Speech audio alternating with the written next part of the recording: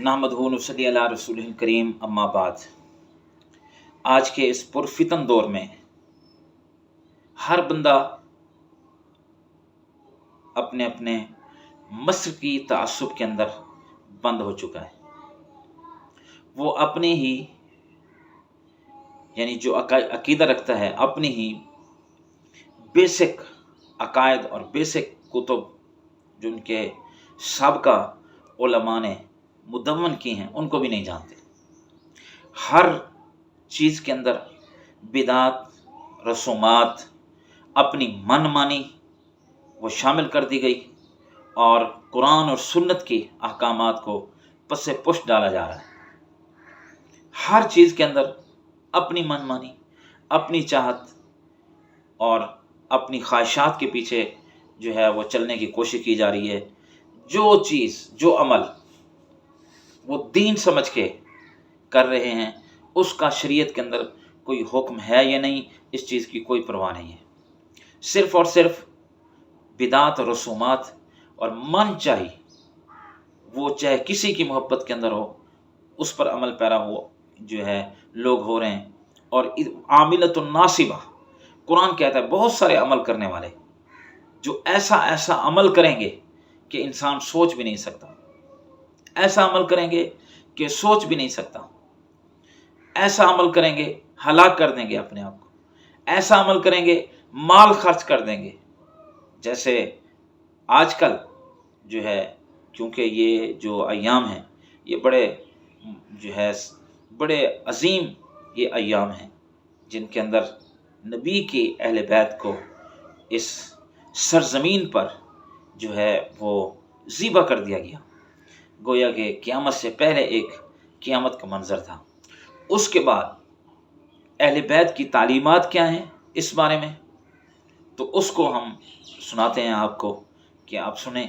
جیسے آج کل زنجیر زنی، آگ کے انگاروں پہ یہ ماتم اور شدید قسم کا، کیا اہل تشیع میں بھی جو بنیادی کتب ہیں یا ان کے جو سابقہ علماء ہیں وہ اس چیز کے قائل تھے، یا یہ صرف جو ہے آج کل جو ہے ہر دفعہ مزید سے مزید اور اپنے آپ کو یہ جو محبت کا نام دے کر کیا جا رہا ہے، اس کی شرعی طور پر کیا حقیقت ہے، اس کو ہم سنتے ہیں مختلف علماء سے۔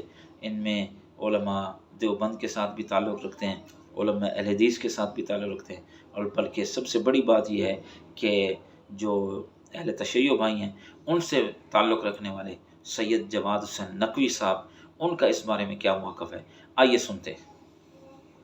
لیکن مجھے ایک بات بتاؤ، اگر کوئی غیر مسلم ہمارا یہ ماتم دیکھے اور ہمارے یہ مرثیے دیکھے تو کیا وہ اسلام کی طرف مائل ہوگا؟ مائل ہوگا؟ وہ بولیں گے ان کو کیا ہو گیا، یہ کیسا مذہب ہے؟ کیا حضرت حسین کی یہ تعلیمات تھیں؟ کتنے بزرگان دین ایسے ہیں ان کی زندگیاں دیکھ کے لوگ اسلام قبول کیا، انہوں نے نمازیں دیکھ کے، ان کے لائف سٹائل دیکھ کے، مسلمانوں کا کلچر دیکھ کے۔ لیکن محرم میں اور ربیع الاول میں یہ جو کلچر ہم جو دکھاتے ہیں، اسے دیکھ کے اللہ کی قسم کوئی غیر مسلم مسلمان نہیں ہوگا، وہ کہے گا یہ کیسا مذہب ہے، کیا سکھا رہے ہو تم؟ اسلام بہت ہی اٹریکٹیو مذہب ہے اگر اس کو اصلی حالت میں رکھا جائے۔ 35,000 امریکن فوجی سعودی عرب میں مسلمان ہوئے تھے جب یہ وار چلی ہے نا، تو ہمارے ایک استاد سے میں نے ان سے پوچھا کہ ان کی بڑی معلومات تھی، میں نے کہا یہ جو 35,000 امریکی فوجی مسلمان ہوئے ہیں سعودی عرب میں، یہ کس کی تبلیغ سے؟ انہوں نے کہا کسی کی بھی نہیں، ان کو اسلام کو اب پڑھنے کا موقع ملا ہے سعودی عرب آنے کے بعد، کیونکہ سعودی عرب آئے تو انہوں نے کچھ وہاں دیکھا سسٹم، تو ان کو اسلام کو جب انہوں نے خود پڑھا تو خود ان کو اتنا اچھا لگا، کیا ہو گئے۔ لیکن اگر وہ یہ پڑھیں گے یہ کالے کپڑے اور ماتم اور چھری اور چاقو اور دیگیں حلیم کی، یہ اسلام نہیں ہے میرے بھائی، یہ اسلام نہیں ہے۔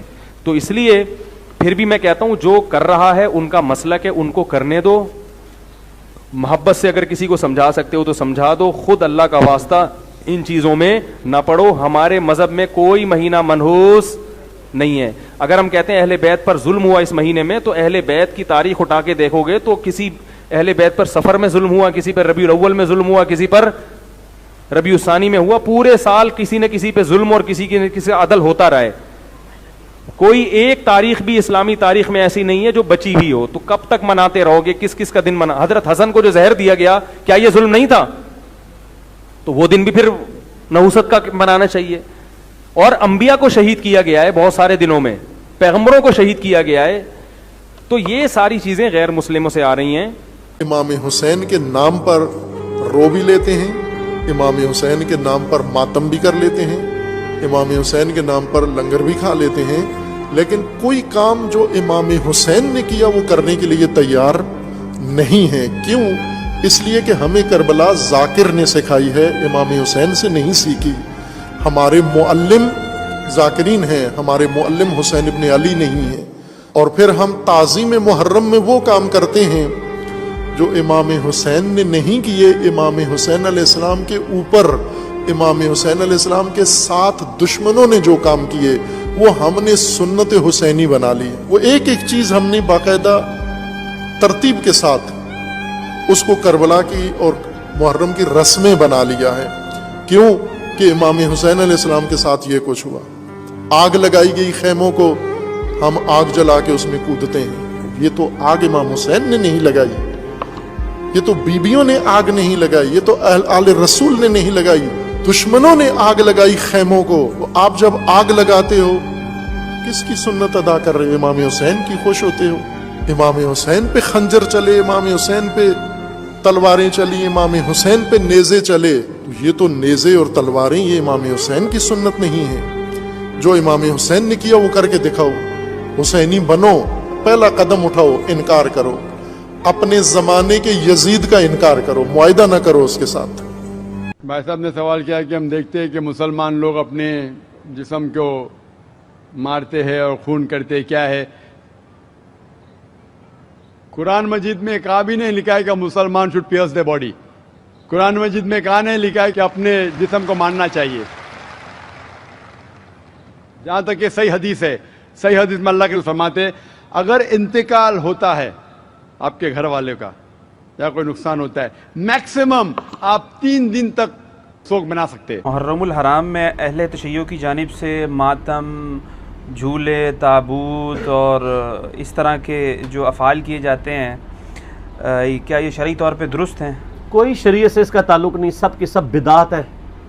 دین کے اندر ایگزیجریشن کی گئی ہے اور اس سے بھی آگے بڑھ چکے ہیں. اب تو زنجیر زنی اور چھریاں مارنے تک بات آ چکی ہے. حالانکہ مفتی اعظم جو ہیں ایران کے, خامنائی صاحب, ان کا فتویٰ ہے کہ یہ حرام ہے چھری مارنا اپنے آپ کو. لیکن آپ کو پتہ ہے انڈیا, پاکستان, بنگلہ دیش میں جو شیعہ ہیں یہ تو شیعہ ہے ہی نہیں ہے, یہ تو ذاکرین کے فالورز ہیں. کوئی علمی شغف ان کا ہے نہیں ہے. انہوں نے رسومات کا نام جو ہے وہ اہل بیت اور مکتب اہل بیت اپنے آپ کو کہہ رہے ہیں. مولانا اسحاق صاحب رحمہ اللہ تعالی جن کی بڑی ایکسپرٹیز تھی اس فیلڈ میں, انہوں نے باقاعدہ شیعہ کی فقہ کی کتابوں سے بتایا کہ ماتم کرنا حرام ہے. وہ آج کے علماء کی لکھی نہیں, پرانی ہے. یہ بدعات ہیں جو انہوں نے داخل کی ہیں, اور اس کی وجہ سے شیعہ کی ان ایکٹیویٹیز نے یعنی مکتب اہل بیت کو نقصان پہنچایا ہے. بجائے کہ ان کی تعلیمات کو سامنے لایا جاتا, ان لوگوں نے ان معاملات میں ڈالنا شروع کر دیا. ماتم بھی بالکل حرام ہے. میں نے یوٹیوب پہ میرا کلپ آلموسٹ 20 لاکھ کے قریب لوگ دیکھ چکے ہیں. ماتم کے حق میں شیعہ کے 3 دلائل, میں نے اس کا جواب دیا ہے. اور اس میں جو ایک ٹاپ آف دا لسٹ یہ پیش کرتے ہیں, میں حصول برکت کے لیے عرض کر دیتا ہوں. بلکہ وہ میں اگلے دن ایک شیعہ عالم کو دیکھ رہا تھا, تو وہ دنیا ٹی وی پہ ایک پروگرام تھا, اس پہ بیٹھ کے وہ کہہ رہے تھے کہ جی پہلا ماتم تو سیدہ عائشہ نے کیا ہے. ٹھیک ہے, نہیں نام میں نہیں لیتا, آپ سب کو پتا ہے کیونکہ نام والی پالیسی اب نہیں ہے. تو اب اس بیچارے کا بھی قصور نہیں ہے, اس نے اپنے بابوں سے ہی سنا ہوا ہے. اس نے مسند احمد خود کھول کے بھی نہیں کبھی دیکھی ہوگی, سنی انہوں نے نہیں کھولی بھی, تو اس بیچارے نے کہاں سے کھولنی ہے جن کی اپنی کتاب ہے. ہم نے بہت پہلے ریکارڈنگ کرا دی کہ مسند احمد میں آگے الفاظ ہیں, سیدہ عائشہ کہتی ہیں, اتنا حصہ تو بخاری مسلم میں بھی موجود ہے کہ نبی علیہ السلام کی وفات میری گود میں ہوئی. تو سر اس سے سیدہ عائشہ کی یہ فضیلت تو ثابت ہوئی کہ اللہ تعالیٰ نے اپنے محبوب صلی اللہ علیہ وسلم کو سیدہ عائشہ کی گود میں وفات دی, تو یہ فضیلت بھی تو ثابت ہو رہی ہے نا. تو یہ بھی فضیلت پھر مانے نا. تو شیعہ جب کہتے ہیں کہ سیدہ عائشہ کی گود میں نبی علیہ السلام کی وفات ہوئی, تو سیدہ عائشہ کی تو فضیلت ثابت ہو رہی ہے. پھر وہ بخاری میں واقعہ بھی ہے مسواک والا. تو مسند احمد میں آگے الفاظ ہے کہ سیدہ عائشہ کہتی ہیں جب نبی علیہ السلام کی وفات ہوئی تو میں نے آپ کا سر تکیے پہ رکھا اور باقی عورتوں کے ساتھ مل کے میں نے اپنے چہرے کو پیٹنا شروع کر دیا. وہ کہتے ہیں نہیں دیکھیں نہیں، یہ ماتم کا آغاز تو وہیں سے ہوا ہے، لیکن اس کے آگے الفاظ ہیں کہ یہ میری کم عمری اور ناسمجھی کا نتیجہ تھا. تو اگر یہ انہوں نے ثواب سمجھ کے کیا ہوتا تو کہتی کہ یہ میری میچیورٹی اور ثواب کے حصول کا ذریعہ تھا. تو سیدہ عائشہ کا رجوع ثابت ہے.